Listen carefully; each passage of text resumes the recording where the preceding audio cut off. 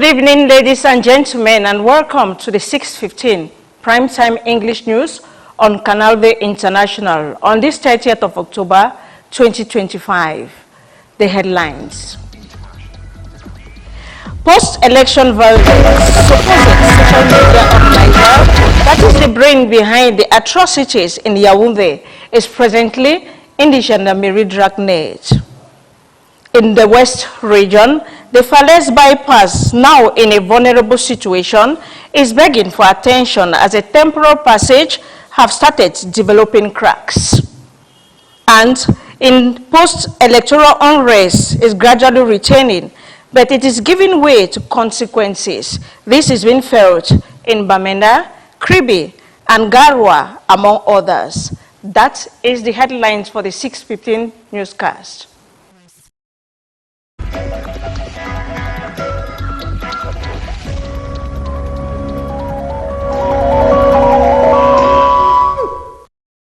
Welcome back. We'll go to the west region of the country, where cracks have started developing on the bypass constructed in the region, raising concerns about road safety and project delays.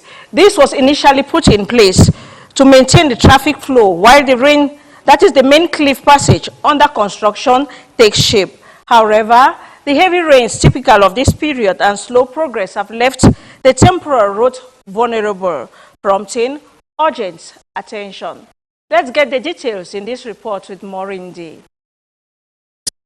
Here in the image, visible cracks can be seen on the bypass road constructed near the La Falaise Cliff to ensure the continuity of traffic while the Chinese construction company works on restoring the main passage. This is happening because the government is too slow. Since last year, the way supposed to find a solution to these roads we never imagined by now the work will still be incomplete. Initially, the works were expected to last 3 months, but 7 months later, progress remains slow, mainly due to heavy and persistent rainfall in the area. The government must act so that people can circulate on the Chang road. Chang and Sancho are not being supplied. I had to leave Sancho to travel to Chang just to get fuel. On site, the team from the Ministry of Public Works alongside the regional delegation visited to assess the situation. Following the inspection and analysis, the company began reinforcing the bypass roads with stone blocks, with traffic now restricted to vehicles weighing less than 3 tons. Precautionary measure to avoid further damage. Pierre, la route vient de corter. Tu vois, ici, Ramblay, ici, Ramblay un peu. Despite the delays, the Ministerial Commission reassured local population of the government's commitment to mobilizing all necessary resources to ensure the smooth and safe continuation of the projects. West region. We come to Yaoundé, where the Ministry of Communication, that is the National Commission in charge of support to private media in the country, is in work. It started this morning with 54 files comprising 49 newspapers and 5 online news sites. This is the mission of the 7th Commission. But this year, what is so disturbing is the fact that the amount to be distributed among the press organs concerned was not disclosed during today's meeting. Let's listen to this report. The session deliberating on the support to the private press here in Cameroon this year did not disclose the amount they will be distributing to these media organs, a major concern of publishers this 30th October in Yaoundé. Something that we should not even be talking about is shameful. You cannot be talking about a supposed media aid to the private press and you are ashamed or you are afraid to call the amount. I think the time has come for this country, for this government to know that the press is the fourth estate, and to treat the press the way the government of this country is doing. I think it looks like we are pretending that we love this country. The press has a major role to play in this country, especially in the context we find ourselves. And we often hear them say that the press is manipulated. Why would the press not be manipulated if people are allowed to fend for themselves. Opening the 7th session of the National Commission, the Secretary General, representing the minister, delved into the economic situation as a big hindrance. Economic difficulties, one consequence of which is stagnation or even a decline in government revenue, make it difficult to implement the government's objectives in terms of supporting the economic viability of media outlets. The review concerns some 54 files, comprising 49 newspapers and 5 online news sites. The selection criteria: we do our best to help those who are publishing regularly and those who make sure that they pay their taxes and they are also in concordance with the National Social Insurance Fund, and they have to publish as much as possible. And then we also consider those who cannot print and who manage to distribute their newspaper through electronic version. Work is going on, and at the end, the Commission will make public the list of those selected and maybe also the amount they will be receiving. Post-electoral climate is gradually getting to peace and calm. But as it gets to that level, the impact is being felt or has been felt in many regions of the country. We go to Garoua, the north region of Cameroon, where trade and movement now face an eerie stillness as markets remain shut due to the post-electoral tensions. The unusual flow and gallery of buyers and sellers have been replaced by fear and uncertainty. The economic heartbeat of the city is fading, as you tell us, Morindi. The main concern at this hour in Garoua is a near total shutdown of its markets. Normally bustling with crowds and commercial activity, the city's trading spaces have fallen unusually silent. I simply wish that authorities take measures so activities can return to normal. Right now we are highly penalized. Everything is shut down. Feeding this week has become a nightmare. You can see it. All shops are closed. We received threats that if we open, our shops would be burnt. That created a lot of fear. All major selling points have remained systematically closed for several days. The few vendors who have dared to open do so under fear, worried that their goods could be looted by protesters. The market has been completely shut down. Even customers no longer coming. Protesters burn tires on the streets. It's terrifying. All our goods are locked inside. They tell us we must be part of the change. Calls from authorities, civil society and local leaders are unanimous, urging for peace and a swift return to calm. We are obliged to stay home to avoid losing our lives. There are disruptions all over the town. Nothing is moving and the economy has dropped. People don't want to risk opening and getting killed by stray bullets.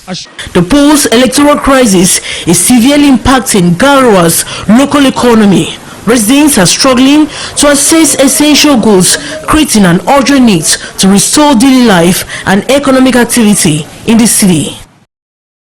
A situation not different from that in Kribi in the south region of Cameroon, where fueling stations are feeling the impact. Long queues, tense faces and uncertainty define the daily faces at the fuel, especially among transport operators. This has slowed down economic activities there tremendously. Morindi once more. This Wednesday, October 29, getting fuel liters of fuel at this fuel station in Kribi is a real challenge. This wait is endless since the early hours of the morning and the atmosphere is tense, especially with the overwhelming presence of motorbike taxi drivers. People have been waiting for over 6 hours to buy fuel, but it's nearly impossible to find.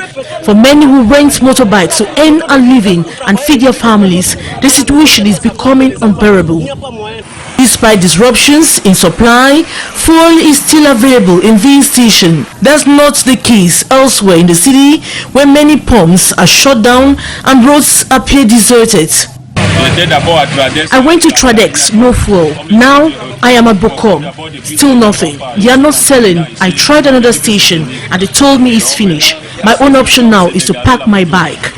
Whether real or perceived, the fuel shortage in Kribi is beginning to slow down key sectors, especially transport, which is already on the strain. There is no fuel, it's scarce. The biggest problem in Kribi right now is fuel shortage. If the situation persists, it could cripple the local economy, which has already been operating at a slow pace since the start of post-electoral tensions. Though Bamenda, the northwest region of Cameroon, was calm, but the situation has made her to be very silent.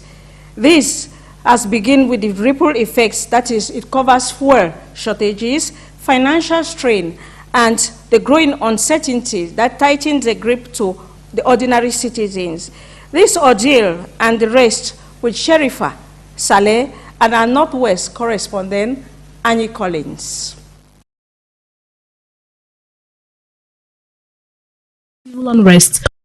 Though the Northwest region has been staying aloof throughout the civil unrest rocking the country for about a week now, the common man has started feeling the pinch of the grounding of activities in some parts of the country. Since Wednesday, October 29, 2025, automobilists have started witnessing fuel shortage. This hardship has always been there, but now it is alarming now because of the issue at hand. It's difficult for people to move from one place to another, even difficult for people to go to work. And most industries not function because they need people to work. And I think the borders have been blocked, so there's no influx. There's no possibility of bringing into fuel from Nigeria.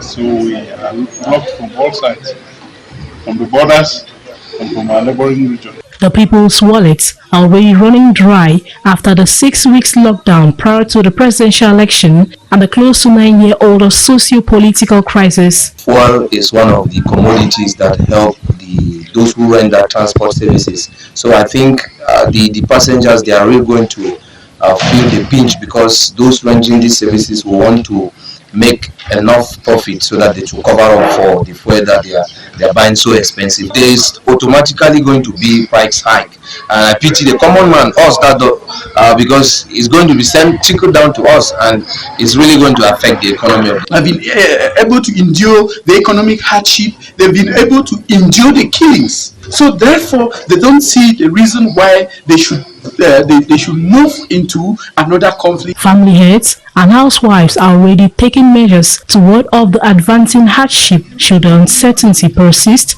in the other parts of the country. We now come back to the city of Douala, which is gradually returning to normal. That is, life is gradually returning to normal, as was noted this Thursday morning of October 30th, 2025. Small traders started opening their shops. Major enterprises, though they are yet to go operational fully, are also doing the same. But the scars and the trauma remain visible, and the fear of the unknown is still palpable. Morinzi completes that story from Douala. Wednesday, October 29, a boat or vehicle, we followed a route that took us through all 5 subdivisions of Douala. First observation activities have resumed in the motorbike taxi sector, and small businesses are gradually picking up across Douala 1, 2, 3, 4 and 5 municipalities. Oui, les enfants, comme ça que c'est dehors. Puis rester à la maison, je suis sorti chercher de quoi manger, acheter des fruits. Second observation, the aftermath of the protest is still visible on the ground. Major marketplaces like the Central Market, Marché Chinois, Grand Hangar remain closed. Travel agencies have been shut and some fuel stations are out of service. However, the Rai markets in Bonoberry and Peka 14 markets were operational Wednesday. Third observation, very few residents are out of the streets. The city remains eerily quiet, stripped of its usual hustle and bustle. Je pense que les choses iront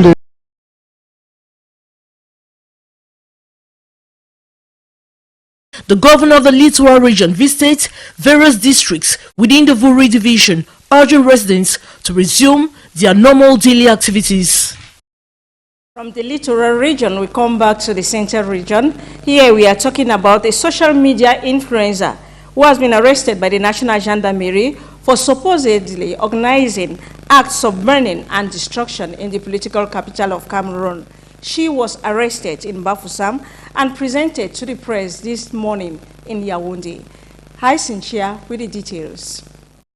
She is said to be one of those who called for barbaric actions through the social media after the proclamation of the October 12 presidential election results. Plus connue dans les réseaux sociaux sous le pseudonyme de Reine des Bois. Known on the social media as Reine de Bois, she instructed the youth to burn filling stations and to implant artisanal explosives. She also ordered for the kidnapping of public authorities and family members. Ses co-conspirateurs. The National Gendarmerie reiterates that more of the social media influencers inciting violence and burning of public and private property will be cracked down. Les personnes qui se rendent coupables de tels... Those involved in all those acts will be arrested systematically and tried before competent courts. Interpellés et poursuivis. Presenting the suspect to the public, this October 30th, the National Gendarmerie authorities also insist that even those abroad-based Cameroonian social media network influencers and manipulators will be apprehended. Des procédures judiciaires ont également été engagées. We have also opened judicial procedures to crack down all influencers based abroad. Ne saurait être des gages d'impunité.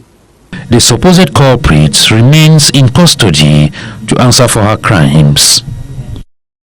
In Boya, a special campaign has been organized for the elderly, this to ease their burden. It concerns free medical treatment in recognition of their status as one of society's most vulnerable group. This was during an outreach initiative organized by the Southwest Regional Delegation of Social Affairs. Sherifa Saleh tells us more. Elderly persons have gathered at the Boya Council Hall to benefit from the free medical consultations and treatment, part of an initiative aimed at improving the health and well-being of older citizens. The outreach, led by Dr. Adidi and team, sought to ease the financial and health burdens faced by many elderly people who often struggle to access quality health care. We know that the elderly people, they are not financially viable, and most of them not properly take care of themselves. We believe that treating them, they are our parents, they were once like us. Health experts also took time to educate participants on healthy living habits, including proper nutrition, physical activity, and adequate sleep. The next thing that we find of paramount concern is their health. Usually we know that as people age, health is not as stable as when they were young.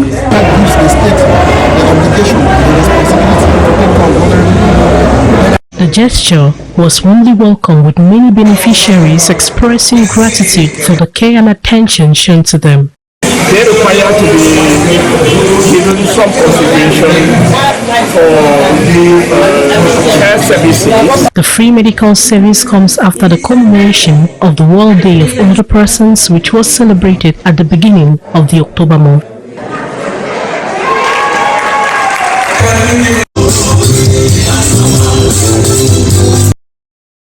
Some of the 12 candidates that took part in last October presidential elections have been making statements in relation to the results of the election and to the political situation in the country.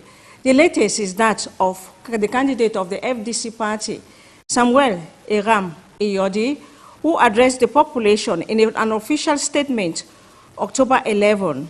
He responded to the post-electoral crisis marked by widespread protests, violence, and public outrage. He reminds Cameroonians that nearly 5 million people voted to express collective desire for change in the country, and stresses that even before the proclamation of results, he had warned about the risks of instability if people or the people's will was not respected. Iyodi criticized the Constitutional Council's October 27 pronouncement of final results as unappealable, stating it triggered profound anger and incomprehension across the nation. He then highlights the unrest that followed, with cities burning, civilians killed, and national grief deepening, and passes a crucial question: would people who freely elected a candidate protest their own victory, condemning the violence meted out by the security force? But he, however, extends some wishes of condolence to the family who had loved ones who have lost their life in the course of this post-elections unrest. That is the package we had for you this evening of 30th of October 2025 on the 6:15 primetime newscast on Canal Day International. The 7:50 newscast will be up with presentation Delphine Fonko. Until then, remain glued to your darling station, Canal Day International. Good night.